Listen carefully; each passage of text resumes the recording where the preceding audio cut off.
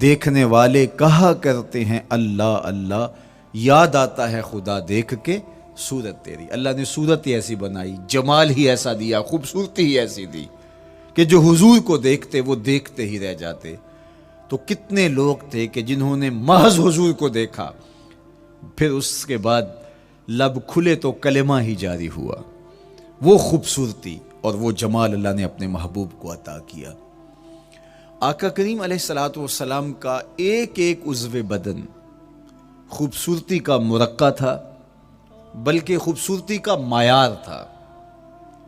حسن کیا ہوتا ہے، حسن کا معیار کیا ہوتا ہے، جمال کسے کہتے ہیں، خوبصورتی کی تعریف کیا ہے، اعضائے محمد صلی اللہ علیہ وآلہ وسلم کا توازن دیکھ لو، تمہیں پتہ چلے گا کہ حسن کسے کہتے ہیں۔ حضور علیہ السلام کو اللہ تعالیٰ جل شانہ نے جو حسن بخشا، جو جمال دیا، جو خوبصورتی دی، وہ حضور کے مبارک قدموں سے اس کا انداز کیجئے کہ جس کے قدم اتنے سونے ہیں اس کا چہرہ کتنا سونا ہوگا۔ حضرت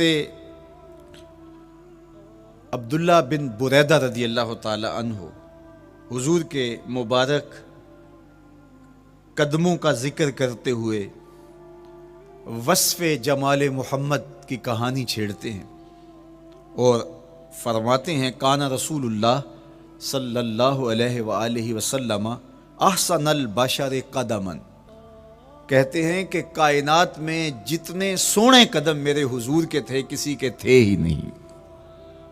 جو جمال اللہ نے حضور کے مبارک قدموں کو دیا تھا، اللہ اکبر، وہ کسی اور کا مقسوم نہیں تھا۔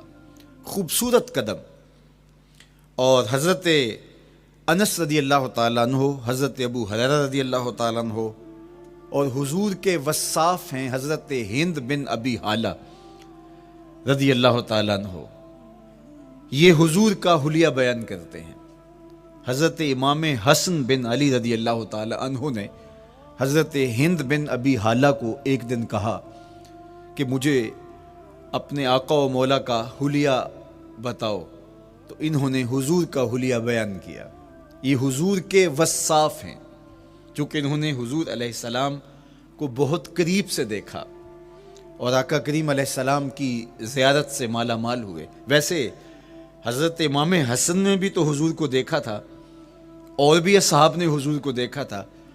یہاں یہ بات دلچسپی سے خالی نہیں ہے کہ صحابی ہی تب بنتا ہے جب وہ حضور کو بنظر ایمان دیکھے، لیکن صحابہ ایک دوسرے سے پوچھتے تھے کہ بتاؤ حضور کیسے تھے، میاں تم نے نہیں دیکھا؟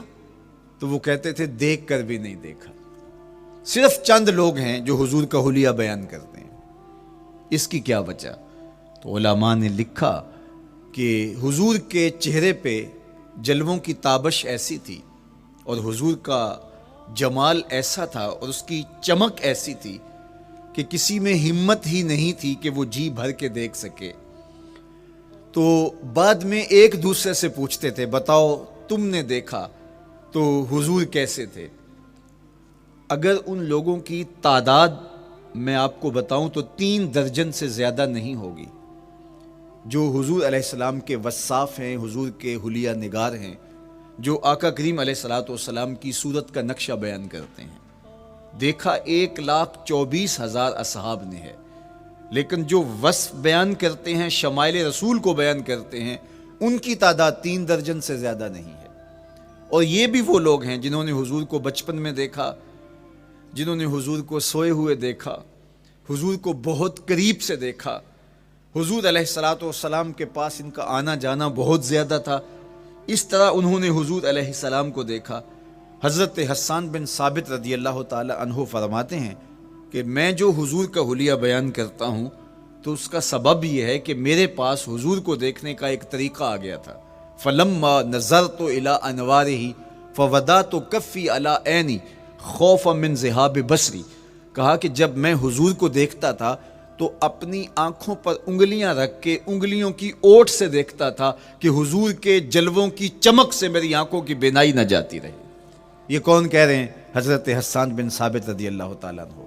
اور آپ جانتے ہیں حضرت حسان بن ثابت رضی اللہ تعالیٰ عنہ شاعر ہیں، اور شاعر حسن دیکھنے میں بڑا دلیر ہوتا ہے، اور یہ حسن بھی ابھی پوشیدہ ہے، 70,000 بشریت کے پردے ڈالے گئے ہیں۔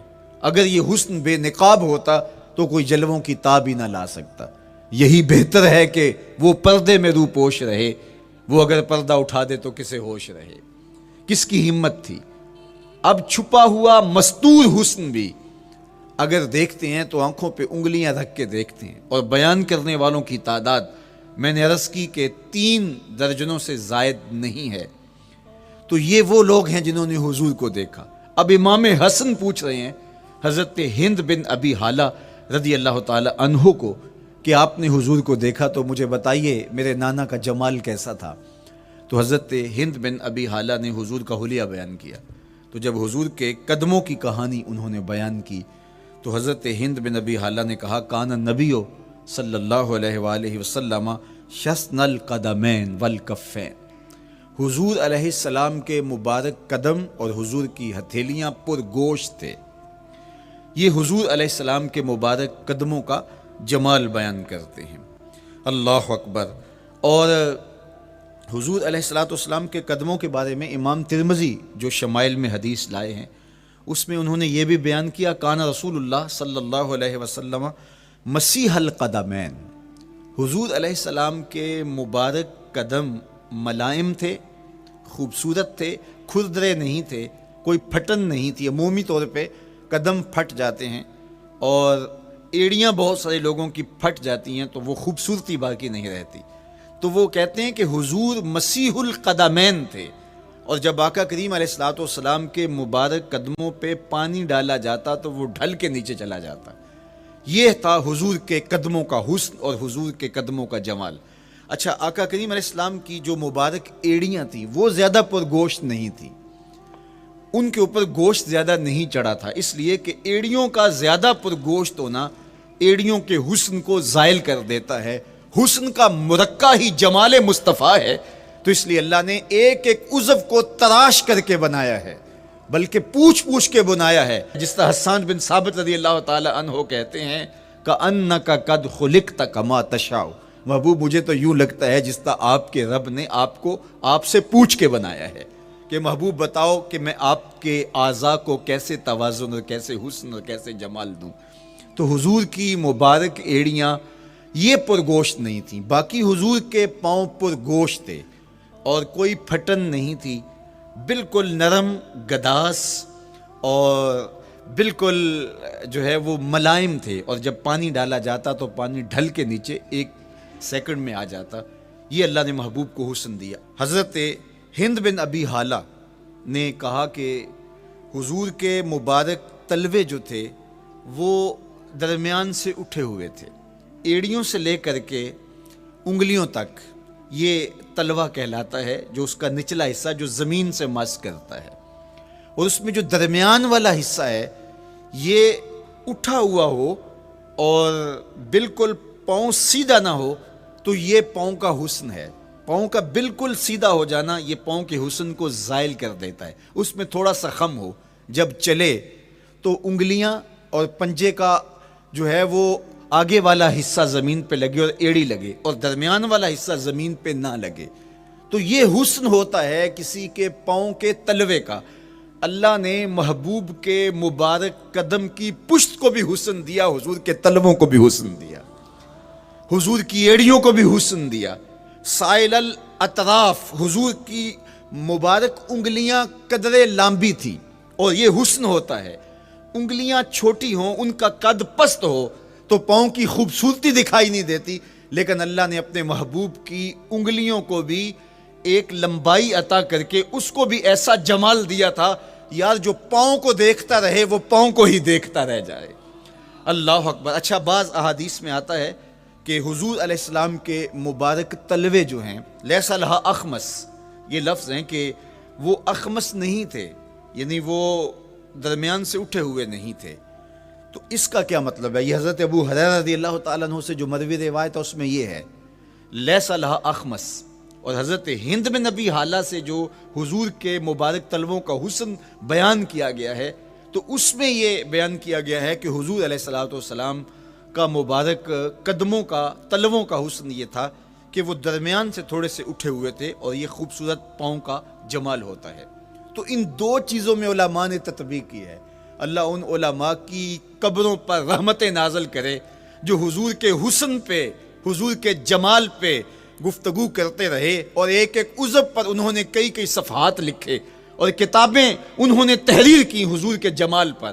اب حضرت ہند بن ابی حالہ رضی اللہ تعالی عنہ، انہوں نے تو حضور کو گھر میں دیکھا تھا، یہ حضرت خدیجۃ الکبریٰ رضی اللہ تعالی عنہا کے فرزند تھے ابو حالہ سے۔ اب انہوں نے تو دیکھا، اب حضور لیٹے ہیں تو انہوں نے حضور کے پاؤں کو دیکھا کہ درمیان میں ہلکا سا خم ہے اور یہ پاؤں کا جمال ہے۔ اب حضرت ابو ہریرہ رضی اللہ تعالی عنہ نے جو حضور کے پاؤں کو دیکھا تو یہ اندرون خانہ کا دیکھنا نہیں تھا، تو انہوں نے کیسے دیکھا؟ تو حضرت ابو ہریرہ سے مروی ایک روایت سے سمجھ آتی ہے کہ انہوں نے جو کہا کہ لیس لہا اخمس، کہ ان کے مبارک تلوے درمیان سے اٹھے ہوئے نہیں تھے بلکہ بالکل برابر تھے، تو اس کا کیا مطلب ہے؟ تو حضرت ابو ہریرہ سے ایک روایت مروی ہے، وہ فرماتے ہیں کہ جب حضور علیہ السلام کسی چٹان کے اوپر چلتے تو حضور علیہ السلام کا وہاں قدم پڑتا تو وہ اس چٹان کے اندر حضور کا قدم گھس جاتا، وہ موم کی طرح چٹان نرم ہو جاتی۔ اس طرح زمین پر بھی حضور چلتے تو مبارک پاؤں کا جو نشان قدم ہے وہ پورا دکھائی دیتا۔ تو حضرت ابو ہریرہ رضی اللہ تعالیٰ عنہ اس سے یہ سمجھے کہ حضور کے تلوے جو ہیں وہ برابر ہیں۔ تو علماء نے اس پر گفتگو کی ہے۔ ایک تو حضور جب چلتے تھے تو آقا کریم پورے زور سے قدم زمین پہ رکھتے تھے اور اس وقار سے چلتے تھے کہ جس طرح حضور اونچائی سے نیچے کی طرف اتر رہے ہوں۔ تو جب پاؤں کو جما کر کے زور سے رکھا جائے تو پھر جو ہے وہ نشان نیچے پڑتا ہے۔ یا اللہ اپنے محبوب کے لیے زمین کو اور پتھروں کو بھی نرم کر دیا تو پھر حضور کے تلووں کا نقش بھی زمین کے اوپر جو ہے وہ حویدہ ہو جاتا۔ سلطان قاتبائی نے ایک ایسا ہی پتھر جس کے بارے میں شنید تھی کہ اس پر حضور کے قدموں کا نقش موجود ہے، تو انہوں نے 20,000 دینار کے اندر وہ خریدا اور انہوں نے یہ کہا کہ جب میں فوت ہو جاؤں تو حضور کے قدموں کے نشان والا پتھر میری قبر کے سرہانے بطور کتبہ لگایا جائے۔ علامہ شہاب الدین خفاجی علیہ رحمہ لکھتے ہیں ہوا موجود الی الآن، وہ اپنے دور میں کہانی بیان کرتے ہیں وہ آج بھی سلطان قاتبائی کی قبر کے سرہانے وہ پتھر نصب ہے جہاں حضور کے قدموں کے نشان موجود ہیں۔ اللہ اکبر۔ تو آقا کریم علیہ السلام کے مبارک تلوے، حضور علیہ السلام کی کم گوشت تراشی ہوئی ایڑیاں اور مسیح القدمین، حضور علیہ السلام کے ملائم نرم گداز پاؤں، ان کا حسن اور ان کا جمال، اور آقا کریم علیہ السلام کے قدموں کی انگلیاں جو قدرے لمبی تھی اور ان میں جو درمیان والی انگلی تھی وہ زیادہ لمبی تھی، اس پر حضرت میمونہ بنت کردم رضی اللہ تعالی عنہا اس انگلی کا حسن بیان کرتی ہیں، کہتی ہیں مجھے شوق ہوا کہ میں حضور کو دیکھوں، تو اپنے والد گرامی کے ساتھ حجۃ الوداع کے موقع پر میں بھی سعادت حج پا رہی تھی، تو حضور کو ملنے کے لیے جب ہم پہنچے تو آقا کریم اونٹنی کے اوپر سوار تھے، ناقہ پر جلوہ فراز تھے، تو میرے میں ہمت نہ ہو سکی کہ حضور کے چہرے کو دیکھ سکوں۔ ایسا جلوہ، ایسا جمال، اللہ اکبر، اور ایسا روب اور ایسی چمک چہرے کی اور تابشیں تھیں کہ میرے اندر ہمت نہ ہو سکی کہ میں حضور کے چہرہ نور کو دیکھ سکوں۔ اب آقا کریم اونٹنی پہ سوار تھے تو میں حضور کے مبارک پاؤں کو دیکھنے لگی، میں بس حضور کے پاؤں کا جمال اور خوبصورتی دیکھنے لگی، اسی میں کھو گئی۔ اب حضرت میمونہ بنت کردم رضی اللہ تعالی عنہا حضور کے مبارک قدموں کی ایک انگلی کا حسن بیان کرتی ہیں۔ اللہ اکبر۔ حضرت میمونہ بنت کردم سے یہی ایک روایت مروی ہے، ساری زندگی ان کے پاس سرمایہ یہی تھا، جب کسی مجلس میں جاتی تو وہ کہتی تمہیں بتاؤں حضور کی مبارک انگلی کا حسن کیا تھا، یہ سرمایہ ساتھ لیے لیے پھرتی کہ میں نے حضور کی انگلی کو دیکھا ہے، میں نے حضور کے قدم اور حضور علیہ السلام کے تلووں کی زیارت کی ہے۔ تو وہ اس حسن کو بیان کرتے ہوئے کہا کرتی تھی فما نسیتو فی ما نسیتو طولا اصبع قدمہ السبابہ علی سائر اصابعہ، جو سبابہ انگلی ہے، انگوٹھے کے ساتھ والی انگلی کو سبابہ انگلی کہتے ہیں، اور اس کے ساتھ والی انگلی کا جو قد دراز تھا اور باقی انگلیوں کی نسبت وہ انگلی لمبی تھی، کہا اس کا حسن آج بھی میری نگاہوں میں گھومتا رہتا ہے اور ہر وقت میرے تصور میں رہتا ہے، میرے تصور سے کبھی اس انگلی کا جمال ہی ختم نہیں ہوا، انگلی کا حسن ہی کبھی زائل نہیں ہوا، ہر وقت اس کے تصور میں کھوئی رہتی ہوں۔ یار چہرے کے جمال کو کون بیان کرے گا، یہاں تو انگلی کا حسن بیان نہیں ہو رہا۔ ابھی وہ شعر پڑھا جا رہا تھا نا کہ قدموں پہ جبیں کو رہنے دو، قدموں پہ جبیں کو رہنے دو، چہرے کا تصور مشکل ہے، قدموں پہ جبیں کو رہنے دو، چہرے کا تصور مشکل ہے، جب چاند سے بڑھ کر ایڑی ہے رخسار کا عالم کیا ہوگا، جب چاند سے بڑھ کر ایڑی ہے رخسار کا عالم کیا ہوگا۔ تو اللہ نے اپنے محبوب علیہ الصلوۃ والسلام کو وہ جمال، وہ خوبصورتی اور حضور کے مبارک قدم، حضرت عبداللہ بن بریدہ رضی اللہ تعالی عنہ سے مروی روایت، کان رسول اللہ صلی اللہ علیہ وآلہ وسلم احسن البشر قدما، کہتے ہیں جتنے سونے قدم، جتنے من مونے قدم میرے حضور کے تھے، اتنے سونے قدم کسی اور کے تھے ہی نہیں۔ اللہ نے اپنے محبوب کو وہ جمال، وہ خوبصورتی اور وہ نور عطا کیا تھا۔ اچھا، یہ قدم، یہ ایڑیاں، یہ مبارک تلوے اور یہ داراز انگلیاں اور ان انگلیوں کی چمک اور ان کی رنگت کا جمال اور خوبصورتی، جہاں اس کا صوری حسن تھا تو مانوی حسن بھی دیکھنے والا تھا۔ یہ قدم اٹھ جائیں، اللہ اکبر، تو تقدیر کے فیصلے ہوتے دکھائی دیتے ہیں۔ ان قدم کی اونچائی، ان قدم کی بلندیاں کہ عرش حق ان قدموں کے بوسے لے رہا ہے۔ اور میرے امام بولے، زہ عزت و اے طلائے محمد، زہ عزت و اے طلائے محمد، کہ ہے عرش حق زیر پائے محمد۔ قدموں کا حسن وہ بھی دیکھنے والا اور قدموں کی بلندی اور اونچائی اور اس کی شان و شوکت وہ بھی دیکھنے والی۔ اللہ اکبر۔ آقا کریم علیہ السلام حضرت ابوبکر صدیق کے ساتھ، حضرت عمر فاروق کے ساتھ اور حضرت عثمان غنی کے ساتھ احد پہاڑ پر تشریف لے گئے۔ یہ حدیث آپ نے بارہا علماء سے سنی ہے۔ احد کی چھاتی پہ جب حضور کے قدم آئے، اللہ اکبر، تو وہ خوشی سے جھوم اٹھا، مقدر جاگ گئے، بخت بیدار ہو گئے۔ ان کے قدم جو کہ اس شاک کی آنکھوں کی ٹھنڈک ہے، جب چھاتی پہ آ جائیں تو کون عاشق نہیں جھوم جائے گا۔ یہ تو حضور کے قدموں کے حسن کو بیان کیا جا رہا ہے، آپ کی روح رقص کر رہی ہے اور آپ کا دل جو ہے وہ ایک عجیب سرور اور کیف کی وادی میں اور ایک جو ہے وہ خوشیوں کے جو ہے وہ عالم میں نہال ہوتا چلا جا رہا ہے۔ لیکن یہ قدم جب چھاتی پہ آیا تو پھر احد، ظاہر تو پتھر ہے احد، لیکن حضور سے پتھر بھی پیار کرتے ہیں۔ فرمایا احد جبل یحبنا ونحبہ، احد ہم سے پیار کرتا ہے، پہاڑ ہے، پتھر ہے، لیکن ہم سے پیار کرتا ہے، ہم اس سے پیار کرتے ہیں۔ اتنا جمال آفریں ہے اور جس کے قدم اتنے سونے ہیں، پھر اس کے نقش قدم کو کیوں نہ تھام لیں، اس کے نقوش پا کو خضر راہ کیوں نہ بنا لیں، پھر ان کے اٹھنے والے قدموں پر اپنی زندگی کیوں نچھاور نہ کر دیں۔ اگر سر پہ رکھنے کو مل جائے نقش نال حضور تو کہیں کہ ہاں تاجدار ہم بھی ہیں۔ یعنی وہ قدم تو قدم رہا، اس قدم کی رعنائیاں، اس کی خوبصورتیاں، اس کا جمال اور اس کا حسن تو حسن رہا۔ جہاں وہ مبارک قدم لگا، جہاں وہ نقش لگا، اگر وہ نقش بھی سر پہ رکھنے کو مل جائے تو کہا کہ اگر سر پہ رکھنے کو مل جائے نقش نال حضور، حضور علیہ السلام کا قدم تو جزو بدن رسول ہے۔ حضور علیہ السلام کے مبارک قدموں میں وہ جو نالین تھی، اس نالین کا بھی نقش وہ اگر سر پہ رکھنے کو مل جائے تو ہم زمانے کے تاجدار کہلائیں گے، اور جن کے سر پہ حضور کا قدم آ جائے ان کا مرتبہ کیا ہوگا۔